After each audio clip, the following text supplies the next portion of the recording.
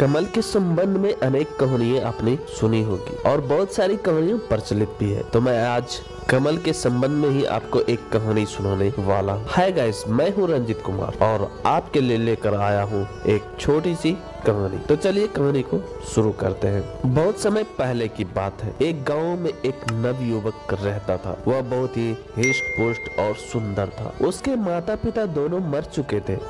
बस उसका एक बड़ा भाई था।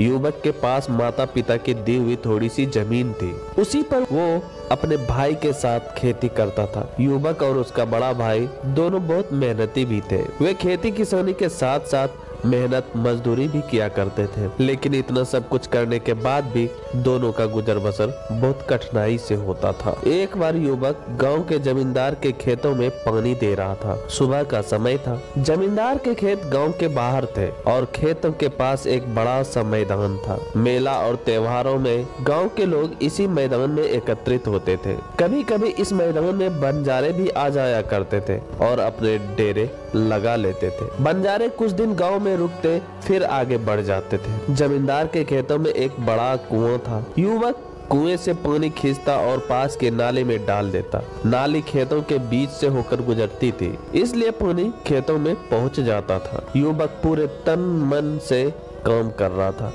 अचानक उसे लगा कि कोई उसके पास खड़ा है। युवक ने पीछे मुड़कर देखा। उसके सामने एक बंजारन हाथ में मटका लिए खड़ी थी। युवक ने बंजारन को देखा तो देखता ही रह गया।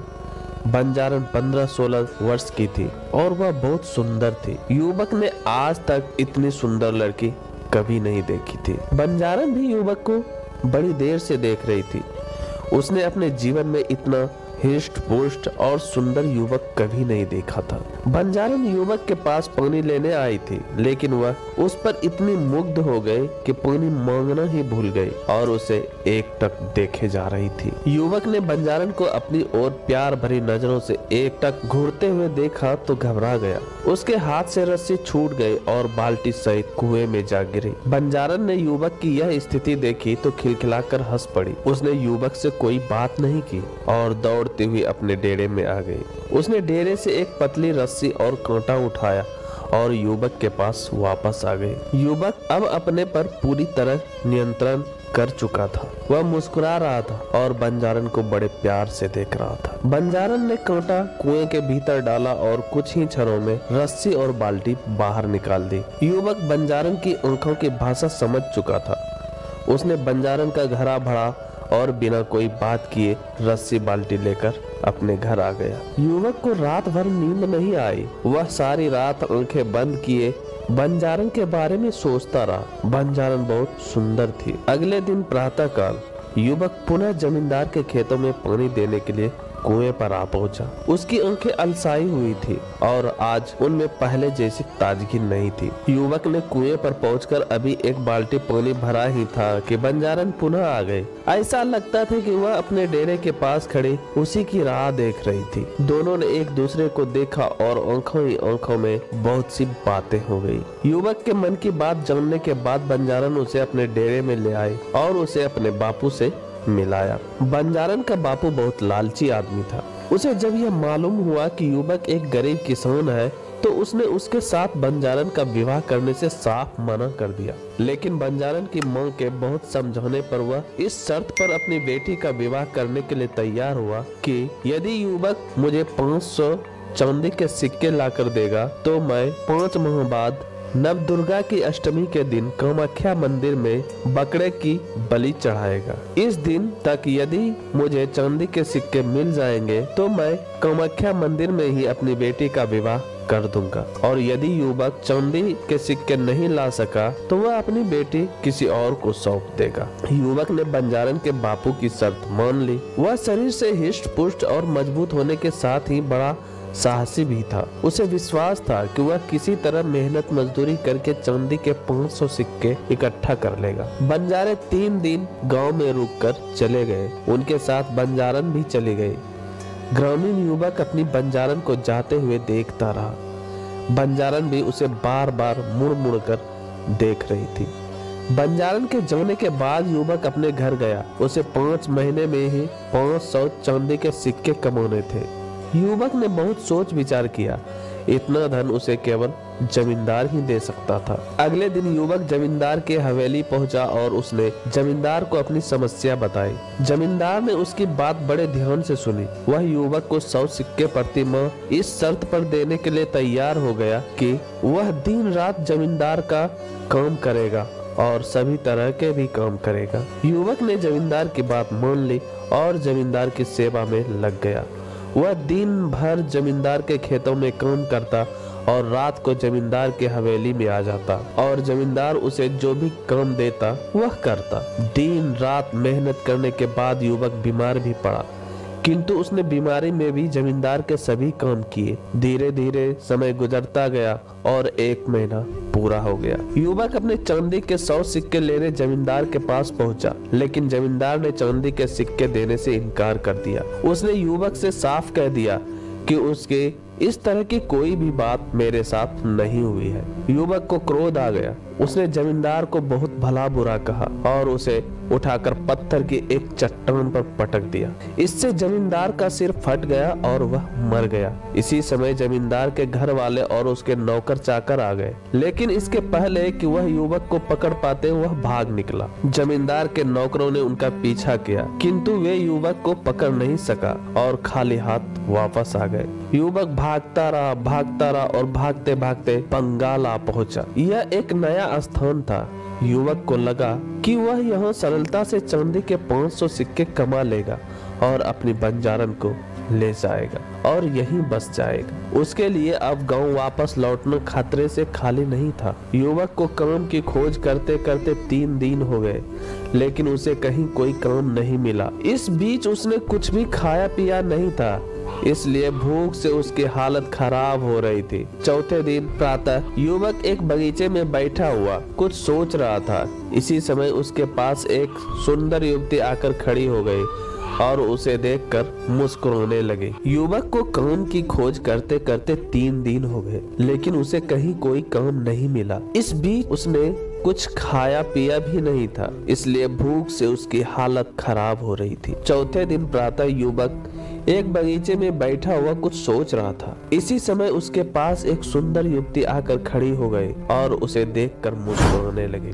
युवक को लगा कि वह स्त्री उसकी कुछ सहायता करना चाहती है। उसने उसे अपने पास बैठाया और सारी बातें बता दी। सुंदर स्त्री ने युवक की बातें बड़े ध्यान से सुनी। उसने उसे सभी प्रकार की सहायता करने का विश्वास दिलाया और अपने महल में ले आई। सुंदर स्त्री का महल बड़ा आलीशान था। सुंदर स्त्री ने युवक को भोजन कराया और आराम करने के लिए एक शानदार बिस्तर दिया। युवक बहुत थका था, इसलिए भोजन करने के बाद उसे नींद आ गई। युवक कब तक सोता रहा इसका उसे पता ही नहीं चला, लेकिन जब उसकी आंख खुली तो आधी रात हो चुकी थी। चंद्रमा का हल्का प्रकाश एक खिड़की से कमरे के भीतर आ रहा था। युवक उठकर खड़ा हो गया। उसने इधर उधर देखा, सुंदर स्त्री का कहीं पता नहीं था। युवक को बड़ा आश्चर्य हुआ।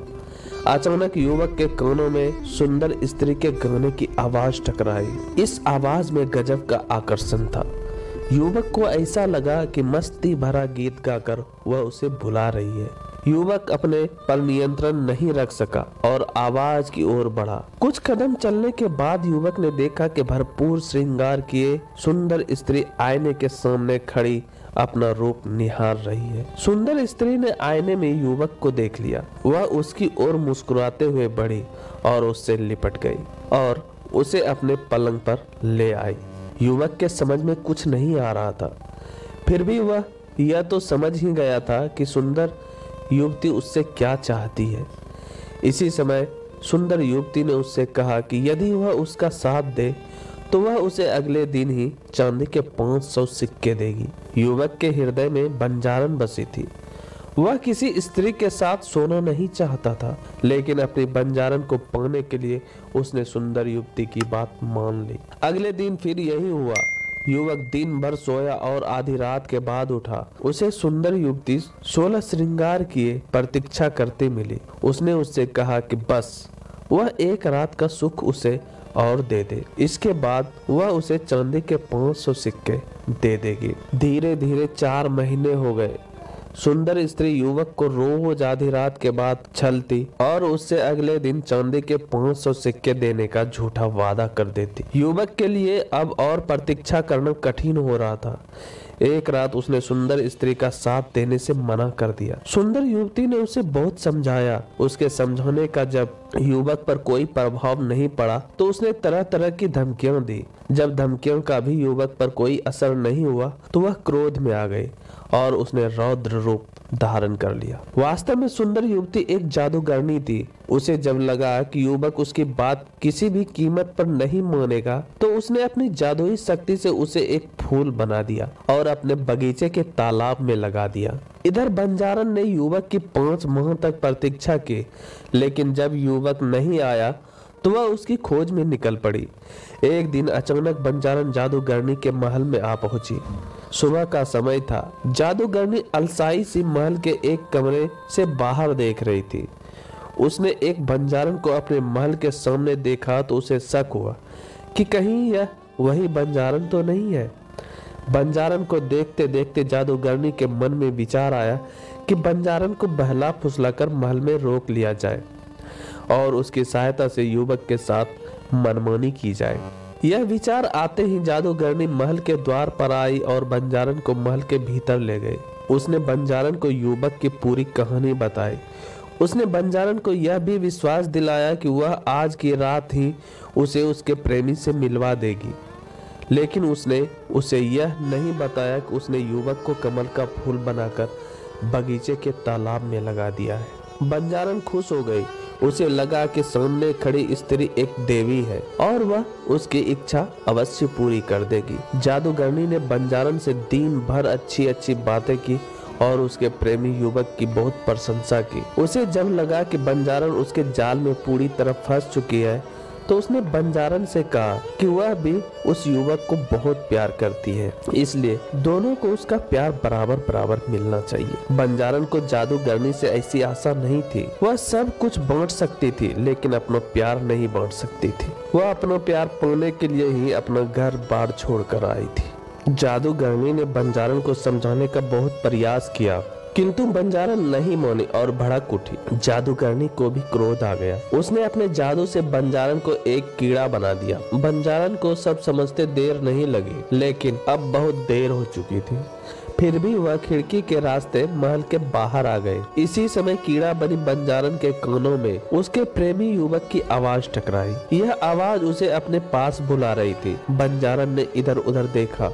यह आवाज महल के तालाब में खिल रहे एक कमल से आ रही थी। बंजारन की समझ में सब आ गया। जादूगरनी ने उसके प्रेमी को कमल का फूल बना दिया था। वह तेजी से कमल के पास पहुंची और उसमें समा गई। इसी समय खिला हुआ कमल बंद हो गया। जादूगरनी बहुत क्रोध में थी। वह कीड़ा बनी बंजारन को ढूंढते ढूंढते बगीचे के तालाब तक आ गई, लेकिन उसे वह नहीं मिली। इसी समय कमल मुरझाया और अपने भीतर कीड़ा बनी बंजारन को लिए हुए पानी में समा गया। तो दोस्तों, हमारी कहानी यही खत्म होती है। आप हमें बताएं कि आपको ये कहानी कैसी लगी। अगर कहानी पसंद आए तो वीडियो को लाइक करें और ऐसी ही कहानी सुनने के लिए हमारे channel A to Z story को सब्सक्राइब करें और बेल आइकन प्रेस जरूर करें ताकि जब भी मैं कोई नई कहानी अपलोड करूं तो उसका नोटिफिकेशन सबसे पहले आप तक पहुंचे। धन्यवाद।